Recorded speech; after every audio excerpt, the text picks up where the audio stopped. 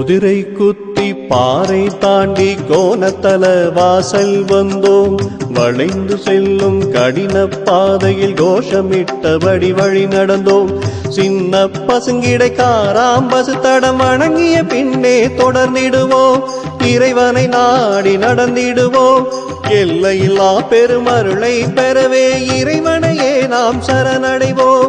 ஏழு பிறப்பிலும் நலமடைவோம். சதுரகிரியில் வாழும் எங்கள் சுந்தர மகாலிங்கம், உடனிருந்தே அருளும் எங்கள் சந்தன மகாலிங்கம்.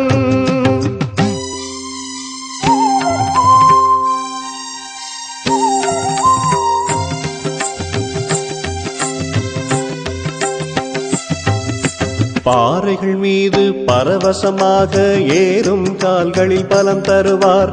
படிப்படியாக உயரும்படி நம் வாழ்க்கையிலே பல நலம் புரிவார். வழுக்கு பாறையும் படிவட்டி பாறையும் எதுவென்றாலும் ஏறிடுவோம்.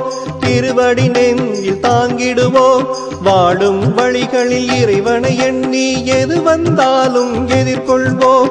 இன்பமாகவே ஏற்றுக்கொள்வோம். சதுரகிரியில் வாழும் எங்கள் சுந்தர மகாலிங்கம், உடனிருந்தே அருளும் எங்கள் சந்தன மகாலிங்கம்.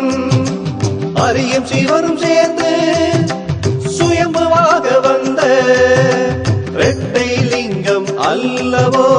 வருகின்ற பக்தர்களின் குறைகள் தீர்வதெல்லாம் இவர்களின் அருளால் அல்லவோ. சதுரகிரியில் வாழும் எங்கள் சுந்தர மகாலிங்கம், உடனிருந்தே அருளும் எங்கள் சந்தன மகாலிங்கம். சுந்தர மகாலிங்கம், சந்திர மகாலிங்கம், ஆனந்தவல்லி அம்மன், பெரிய மகாலிங்கம், தவசிப்பாறை, கோரக்கரிசில் எல்லாமே இங்கே உள்ளது. தீவிரமான இடம். சப்த கன்னியர் ஸ்ரீ சுந்தர மகாலிங்க கடவுள் எழுந்தருளிய சதுரகிரியில் தவ தியானத்தில் இருந்த சுந்தரானந்தர், சட்டை முனிவர் முதலான பல மகரிஷிகள் அங்கே அரிசந்தனம், பாரிஜாதம், செண்பகம், அசோகம், பன்னீர், தம்பங்கி, பவளமல்லி, மறுக்கொழுந்து, முல்லை, மல்லிகை, இருவாச்சி, செவ்வந்தி, வில்வம் முதலான பல மனமிகுந்த புஷ்ப செடிகளும் விருட்சங்களும் நிறைந்த ஓர் அழகிய நந்தவனத்தை உண்டாக்கி அதில் பூக்கும் மலர்களைக் கொண்டு அனுதினமும் ஈசனை பூசித்து வந்தனர். இது இப்படி இருக்க, உமா மகேஸ்வரியின் அம்சமான புஷ்பகை, கெந்தகை, அமிர்தகை, கருணிகை, மிருதுபாஷிகை, சுசீலிகை, சுமுகை என்னும் பெயர்களை கொண்ட சப்த கன்னியர்களும் உமையவளுக்கு பணிப்பெண்களாக இருந்து வரும்போது ஒரு நாள் எழுவரும் அம்பிகையை நோக்கி, அம்மா, பூலோகத்தில் வாசனை புஷ்பங்கள் நிறைந்த அநேக நந்தவனங்கள் இருக்கின்றன.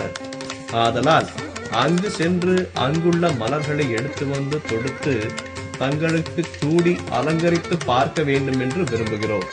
எங்கள் விருப்பத்தை பூர்த்தி செய்ய அனுமதி தர வேண்டும் என்று கேட்கிறார்கள். அதற்கு பார்வதி தேவியும் சம்மதிக்க, இதனால் மிகவும் மகிழ்ந்த சப்த கன்னியர் எழுவரும் அனுதினமும் பூலோகத்திற்கு வந்து அங்குள்ள நந்தவன பொய்கைகளில் நீராடி காலதாமதம் செய்து பூ கொண்டு வருவதை வழக்கமாக்கி கொண்டிருந்தனர். உண்மை தெரிந்த உமையவள் ஒரு நாள் அந்த 7 பேரையும் அழைத்து, பெண்களே, நீங்கள் பூலோகம் சென்று அங்குள்ள பொய்கைகளில் நீராடி காலதாமதம் செய்து வருகிறீர்கள். அப்படி வருவது நல்லதல்ல. எனவே இன்று முதல் நீங்கள் பூலோகம் சென்றால் வீண் பொழுது போக்க வேண்டாம். நமக்கு வேண்டிய மலர்களை மட்டும் பறித்து கொண்டு மனிதர்களுடைய பார்வைக்கு புலப்படாமல் வெகு விரைவில் இங்கு வந்து சேர்ந்து விடுங்கள். ஆனால் அப்படி நீங்கள் திரும்பி வரும் வேளையில் உங்களை யாராவது மானிடர்கள் பார்த்துவிட்டால் நீங்கள் இவ்விடத்திற்கு வரும் வழியினை மறந்து விடுவீர்கள். நீங்கள் எங்கு நீராடி கொண்டிருந்தீர்களோ, பூக்கள் பறித்துக் கொண்டிருந்தீர்களோ அவ்விடத்திலேயே தங்கிவிட வேண்டியதுதான் என்று சொல்லி அனுப்பினாள். அவ்விதமாக சக்தி தேவியானவள் சொல்லிவிட்டு சென்றபடி ஒரு நாள் இந்த சப்த கன்னியர்கள் நந்தவன பொய்கையில் நீராடி பூக்கள் பறித்துக் கொண்டிருந்த வேளையிலே ஒரு வேடன் ஒருவன் இந்த சப்த கன்னியர்களை பார்த்து விடுகிறார். பார்த்து, அம்மா, நீங்கள் யார், இங்கே வரவேண்டிய காரணம் என்றும் கேட்டு விடுகிறான். சப்த கன்னியர்களாகிய அந்த 7 பேரும் திகைத்து போய் ஆகாய மார்க்கமாக செல்லும் வலிமை இழந்து மன வருத்தத்தில் அதிர்ச்சி அடைந்து விடுகிறார்கள். அவர்களது மௌனத்தை கண்ட வேடன் அவர்களை தெய்வ பெண்கள் என்று நினைத்து அப்பால் சென்று விட்டான். பின்னர் அக்கன்னியர்கள் பக்கத்தில் இருந்த சட்டை முனிவரது ஆசிரமத்திற்கு சென்று வணங்கி தங்களது குறையை தெரிவித்து நிற்க அதை கேட்ட முனிவர் மிகவும் மனம் வருந்தி, அப்படியானால் நீங்கள் உங்கள் இடத்திற்கு செல்ல முடியாது, இவ்விடத்திலேயே தவம் செய்து கொண்டிருங்கள், அதனால் அநேக மேன்மைகளை அடையலாம் என்றார். இதை கேட்ட கன்னியர் 7 இந்த இடத்தில் மஞ்சளூற்று முதலிய சுனை தீர்த்தங்களை உண்டாக்கி அத்தீர்த்தங்களில் அனுதினமும் நீராடி அநேக காலம் அரிய தவத்தினை செய்து அத்தவ மகிமையால் தேச சஞ்சாரமாக இப்பூவுலகம் முழுமையும் சுற்றி ஆங்காங்கே பற்பல திருவிளையாடல்களை புரிந்து அவ்விடங்களில் தெய்வீக தன்மைகளை அடைந்திருந்தனர்.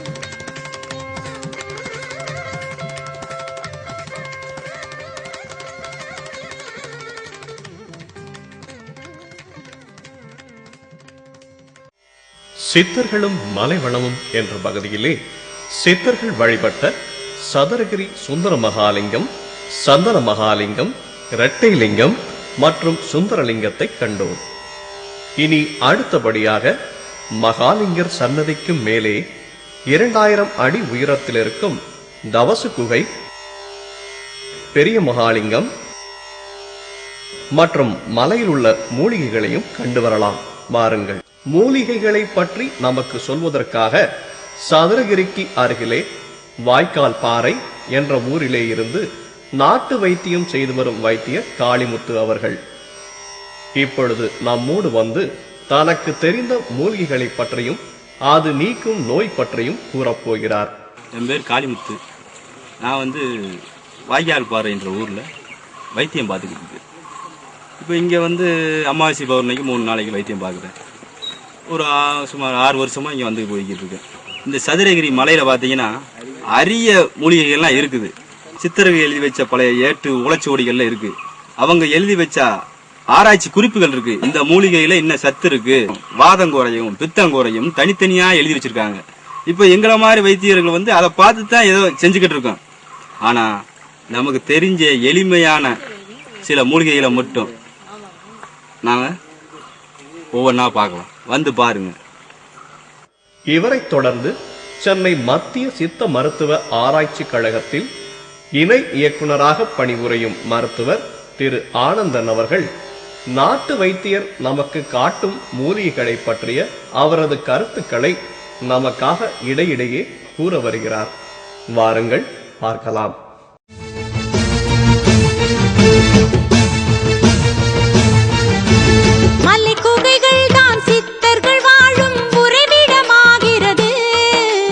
மருத்துவம் அவர்களின் குல பெருமை, மந்திர தந்திரம் தனித்திறமை, மலை குகைகள் தான் சித்தர்கள் வாழும் உறைவிடமாகிறது. மருத்துவம் அவர்களின் குல பெருமை, மந்திர தந்திரம் தனித்திறமை.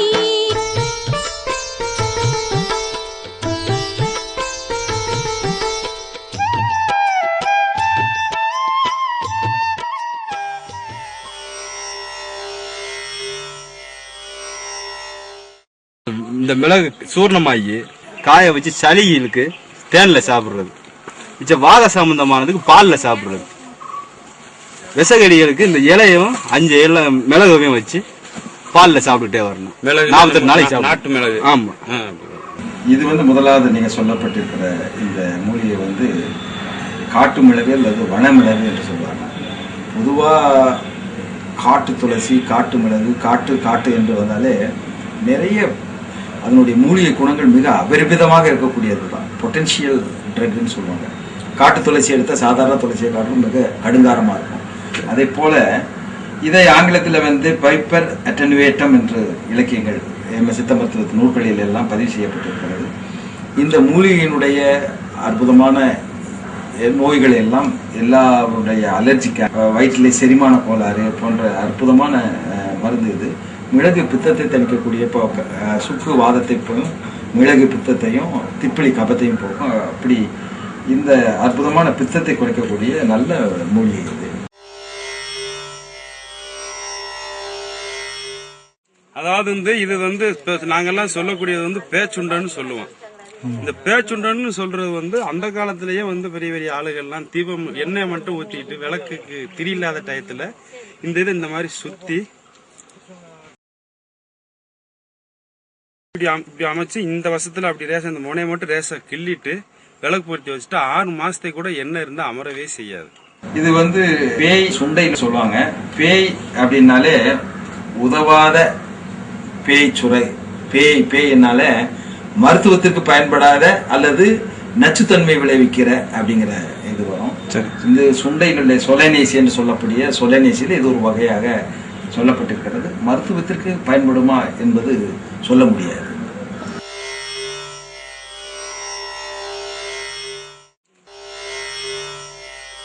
சூடு சம்பந்தமான வியாதிகளுக்கு பூரா கொடுக்கலாம். பெண்களுக்கு போற வெள்ளை வெட்ட, சிறுநீர்ல விந்து போறது, ஆண்களுக்கு குறுக்கு வலிக்கிறது, மிச்சம் சூடு சம்பந்தமான வியாதிகளுக்கு பூராமே அரைச்சு பாலில் கொடுக்கணும். எலுமிச்சம்பழ அளவு 3 நாளைக்கு கொடுக்கணும், காலையிலையும் மாலையும். விழுவிழுன்னு தான் இருக்கும். அதுல உள்ள இருக்கிற காய் தேங்காய் செல்லு மாதிரி நரிச்சுன்னு தேங்காயினுடைய ருசி இருக்கும். ஆனா தேங்காய் மாதிரி 2 பக்கம் மூடி இருக்கும் தோல். இந்த இருக்குல்ல. அடுத்து இதை வந்து தேங்காய் பூண்டுன்னு சொல்லுவாங்க, அல்லது காணாமலைன்னு சொல்லுவாங்க. இது ஒரு அற்புதமான மூலிகை. இதனுடைய மூலிகைகளை வந்து பித்தத்தை கொடுக்கக்கூடியது, உடம்புக்கு வலிமை ஊட்டக்கூடிய நல்ல மூலிகை, நல்ல சிறப்பான இது சாதாரண புல் இனத்தை சேர்ந்தது. இதுக்கு எங்கேயுமே கிடைக்கக்கூடிய ஒரு மருந்து. இது பறக்கும் பல்லி என்று சொல்கிறார்கள். மலையில் சென்று கொண்டிருக்கும் போது எங்கள் முன் பறந்து வந்து மிகவும் அதிகமான விசையுடன் கீழே விழுந்தது. விழுந்த வேகத்தினால் இப்படி சுருண்டு விட்டது. சற்று நேரத்தில் அடிபட்ட வலி குறைந்து அது மீண்டும் பறந்து சென்றுவிடும். காட்டு மஞ்சள் இது சூடு சம்பந்தமான வியாதிகளை பூரா கொடுக்கலாம். ஆண்மை குறைவுக்கு கொடுக்கலாம். இடிச்சு பொடியாக்கி பால்ல சாப்பிடுறது. அது மாதிரி ரத்த ஓட்டங்கள் உள்ளவங்களுக்கும் சாப்பிட ரத்த ஓட்டங்கள் ஊறும். பசி நல்லா கொடுக்கும். மூளை இருந்துச்சுன்னா காலி ஆயிரும். அதாவது மழை பெய்ய போய் கிளீன் பண்ணக்கூடியது. காட்டு மஞ்சள், மஞ்சள்ல காட்டு மஞ்சள் என்று சொல்வார்கள். முன்பே சொன்னது போல மிக அதிகமான பவர்ஃபுல். ஒன்னைக்கு பார்த்தீங்கன்னா மஞ்சள் கர்க்யூமா லாங்கா என்று சொல்லப்படுகிற இந்த கர்க்யூமின் அப்படிங்கிற ஆல்கலாய்டு தான் உலக நாடுகளிலே அதிகமாக பேசப்பட்டு வருகிற ஒரு இன்றைய காலகட்டத்தில். ஏன்னா ஒவ்வொரு பேஸ்லையும் போன 10 ஆண்டுகளுக்கு முன்பாக அமுக்குரா வித்தானியா சோம்னிஃபெராவை பற்றி பெருசாக பேசணும். இப்போ கர்க்யூமா லாங்கா கர்க்யூமின்ங்கிறது கேன்சர் மட்டும் இல்லை, எல்லா விதமான இம்யூனாலஜிக்கல் டிசார்ட்ஸுக்கும் பயன்படுத்தக்கூடிய மருந்துன்னு சொல்கிறாங்க. டயபெட்டிஸில் ஏற்படுகின்ற கண் மருந்துகளுக்கெல்லாம் கூட, நோய்களுக்கெல்லாம் கூட மிகச்சிறப்பாக செயல்படுவதாக உலக நாடுகளிலெல்லாம் ஆய்வுகள் மேற்கொண்டு செய்யப்படுகிறது. இதில் மிக அற்புதமான இந்த காட்டு மஞ்சள் நல்ல மருந்து தான்.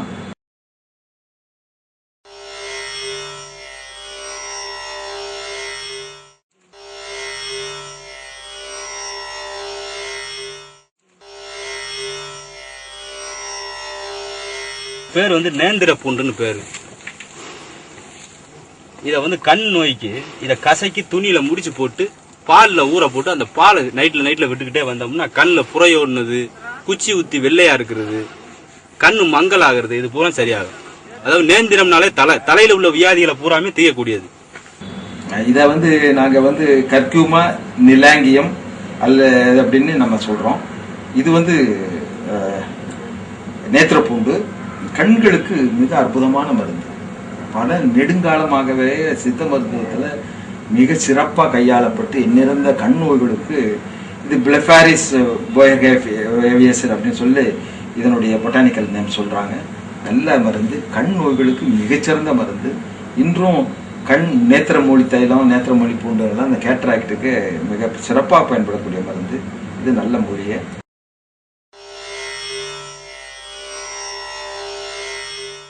பேர் வேங்க. இத வந்து கண் திஷ்டிகளுக்கு, சின்ன குழந்தைகளுக்கு பொட்டு வைக்கிறது. மிந்தி குங்குமம் வந்ததே இதுலதான் ரெடி பண்ணது. இப்ப நிறைய தேவைன்றதுனால கலப்படம் வந்துருது. மிந்தி வந்து இந்த பாலத்தை எடுத்து பொடியாக்கி எண்ணெயில கலந்து குங்குமமா மிந்தி ரெடி பண்ணுவாங்க. இது உதிர வேங்க, அதாவது செஞ்சந்தனம் சொல்லுவாங்க. ஏன்னா அந்த வேங்கையினுடைய ஒரு இது கருப்பா இருக்கும், உதிர நிறத்தில் இருக்கிறதுனால சிவப்பு சந்தனம் என்று கூட இதை நாங்க சொல்றோம். இது வந்து சாதாரணமா வந்து தீரியோகார்பஸ் மார்சிபியம் அப்படின்னு சொல்லுவாங்க. இது வந்து ஸ்டீரியோகார்பஸ் சாண்டெல்லம் அப்படின்னு சொல்லக்கூடியது. இது வந்து சிறப்பாக வந்து டயபெட்டிஸ்க்கு வந்து உங்களுக்கெல்லாம் தெரியும், உதிரை வேங்கையினுடைய மரத்துலேருந்து கிளாஸ் எல்லாம் பண்ணி இல்லை தண்ணி ஊற்றி வச்சு சாப்பிட்டு டயபெட்டிஸை கண்ட்ரோல் பண்ணுங்கிறது நல்ல மருந்து தான். தரைமட்டத்திலிருந்து சுமார் 5000 அடி உயரத்தில் இருப்பது சுந்தர மகாலிங்கம், சந்தன மகாலிங்கம் மற்றும் சுந்தரலிங்கம் சன்னதி. இதற்கு மேலே 7000 அடி உயரத்தில் இருப்பதுதான் தவசு குகை.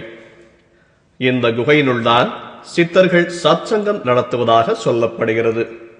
இந்த குகையை இப்போது சென்று பார்க்கலாம், வாருங்கள்.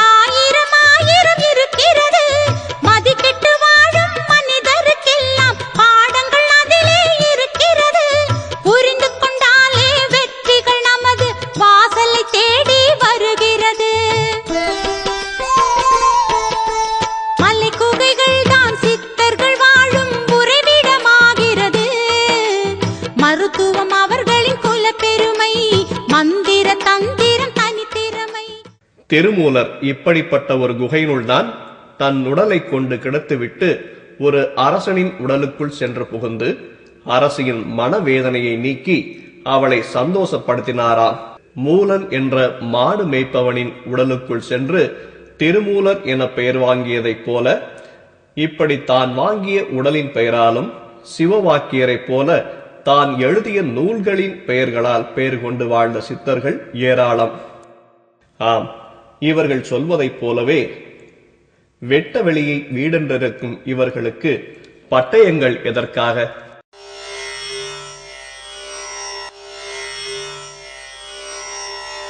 இது பேர் ஜோதி புல்லுன்னு பேரு. இது பனியில தண்ணி பட்டாலோ மழை பெஞ்சாலோ மினு மின்னு ஜோதி மாதிரி தெரியும். அதாவது மின்மினி பூச்சியில் நிக்கிறது மாதிரி. இதனுடைய இந்த சிவப்பா தெரியுது பாத்தீங்களா, இதுகளை பூராமே மினு மின்னு தெரிய ஆரம்பிச்சிடும். அதனால இது ஜோதி புல்லுன்னு. தங்க பஸ்பம் சாப்பிட்ற பவர் இதை பொடியாக்கி பாலில் சாப்பிட்டுக்கிட்டே வந்தோம்னா உடம்பு மினுமினுப்பு கொடுக்கும், சில நோய்களை தீர்க்குது. இதுதான் ஜோதி புல் அப்படின்னு சொல்லுவாங்க. ஜோதி புல் ஓஃபியோபோகான் இன்டர்மீடியஸ் அப்படின்னு சொல்லுவாங்க. இது நல்ல மிக மருத்துவ குணங்களை உடையது. நல்ல மருந்தான சித்த மருத்துவங்களில் பயன்படக்கூடிய ஒரு நல்ல மருந்து.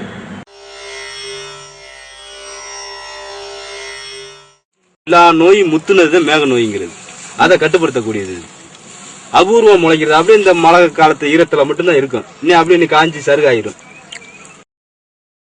இது கல்தாமரை. கல்தாமரை என்பது இந்த காசங்களை எல்லாம் போக்கக்கூடிய நல்ல மொழி. கற்ப மொழி.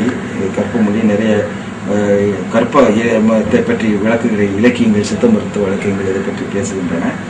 நல்ல மருந்து.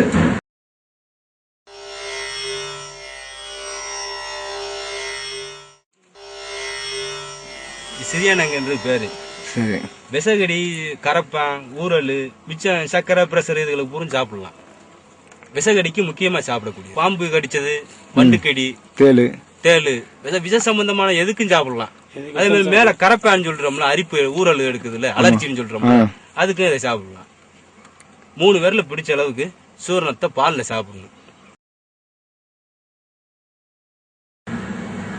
இது வந்து சிறியானங்கை என்று சொல்லுகிறார்கள். அது பாலிகோலியா டிமென்சியான்னு சொல்றாங்க. இது பாலிகாலியாசியாவில் வரும். இது வந்து பிட்டர் பிரின்சிபிள்ஸ் நிறைய இருக்கு. அதாவது கசப்பு சுவை இருக்குது. இது வந்து பாம்பு கடிக்காக கொடுக்கக்கூடியது. ஸ்கின் டிசீசஸ்க்கு எல்லாமே நல்ல பிரபலமாக. எப்பயுமே ஒரு மருந்து கசப்பு சுவை அதிகமாக இருந்தால் ஈரலை வலுப்படுத்தும், உடம்பை வயப்படுத்தும். பிட்டர் பிரின்சிபிள்ஸ் உடம்பை வன்மைப்பிருக்கும், பாம்பு கடியை போக்கும். இந்த அற்புதமான மொழி இது, மிகச்சிறந்த மொழியை. சிறியானங்க பாம்பு கடிக்காக தான் மிக அதிகமாக பேசப்படக்கூடிய ஒரு மொழியை.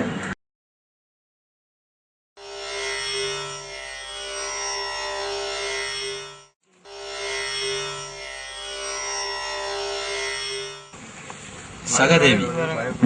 நரம்பு சம்பந்தமான வியாதிகளுக்கு பூரா கொடுக்கலாம். சாதாரணமாக புகைச்சலுக்கு கசாயத்தை போட்டு சாப்பிட்டாலே புகைச்சல் நிற்கிறோம். நரம்பு சம்பந்தமான பூரா அதை பொடியாக்கி பாலில் சாப்பிட்டுக்கிட்டே வர்றது. இது சகதேவி பூண்டு, வெர்னோனிய சிர்சேட்டாக சொல்லுவாங்க. இதுவும் கூட நல்ல சகதேவி கிழங்கு. இது நல்ல மனத்தை உண்டாக்கும். நல்ல மருந்துகளாக சித்த மருத்துவத்தில் நல்ல பயன்படக்கூடிய நல்ல மருந்து. குறிப்பாக தலைவலி இதுகளெல்லாம் நல்ல சிறந்த மருந்து. தரை மட்டத்திலிருந்து 7000 அடி உயரத்தில் இருப்பது தவச குகை. அதற்கும் மேலே இருப்பது இந்த நவகிரக கற்கள். இங்கு 9 நவகிரக கற்களை யார் கொண்டு வந்து வைத்தார்கள், எப்படி வைத்தார்கள் என்பது மிகவும் ஆச்சரியமான விஷயம். காரணம், உயரமான இவ்விடத்திலே இவ்வளவு எடை கொண்ட இந்த கற்களை கொண்டு வந்து வைப்பதென்பது அப்படியொன்றும் சாத்தியமான விஷயமில்லைதான்.